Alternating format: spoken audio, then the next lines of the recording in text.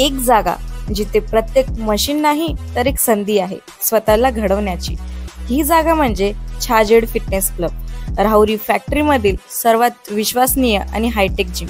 महिलांसाठी स्वतंत्र batches and trainers, 100% safe and positive environment, AC सह पूर्ण सुविधा असलेली gym, hi-tech equipments, full body workout साठी योग्य। तर यायचं कुठे आहे? Chhajed fitness club, Tarabad road, Rahuri factory. आवाज जनतेचा, लढा सर्वसामान्य जनतेच्या न्याय व हक्कांसाठी। शेतकऱ्यांची संपूर्ण कर्जमुक्ती व्हावी यासाठी नागपूर इथं सुरू असलेले माजी मंत्री बच्चू कडू आणि माजी खासदार राजू शेट्टी यांच्या आंदोलनाला राहुरीतील स्वाभिमानी शेतकरी संघटनेनं पाठिंबा दर्शवलाय। याबाबत अहिल्यानगर युवा जिल्हाध्यक्ष प्रकाश देठे यांच्या नेतृत्वाखाली राहुरीचे तहसीलदार नामदेव पाटील यांना निवेदन देण्यात आलं।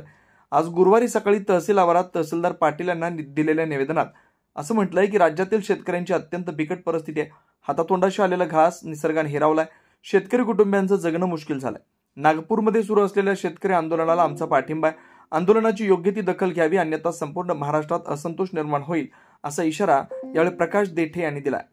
निवेदनावर आनंद वने, सुनील इंगळे, सतीश पवार, किशोर वराळे, दत्तात्रय शेळके, सचिन म्हसे, संदीप वने, आशिष वने, कैलास जाधव, सचिन पवार, कुणाल पवार, कारभारी कनसे, ज्ञानेश्वर पवार, माऊली पवार, बाळासाहेब जाधव, विकास गागरे आदी शेतकऱ्यांच्या सह्या आहेत। आज आम्ही राहुरी तहसील येथे जे की माजी मंत्री बच्चू कडू आणि माजी खासदार राजू शेट्टी साहेब यांच्या नेतृत्वामध्ये नागपूर येथे संपूर्ण कर्जमुक्ती आणि विविध मागण्यांसाठी जे आंदोलन सुरू आहे त्याला पाठिंबा म्हणून पूर्ण महाराष्ट्रामध्ये आज तहसीलला निवेदन द्यायचं होतं।